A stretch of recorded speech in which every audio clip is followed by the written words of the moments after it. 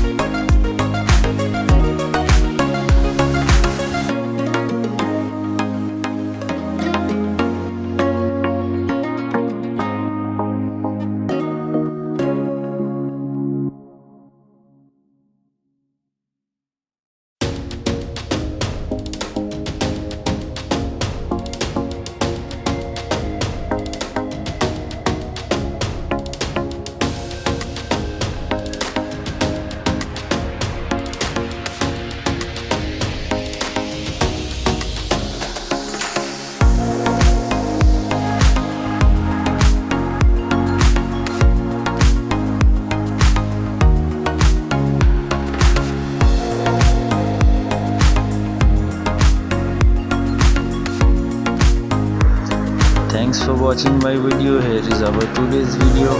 I hope you have enjoyed our video. Keep watching and keep subscribing our channel. Thank you so much.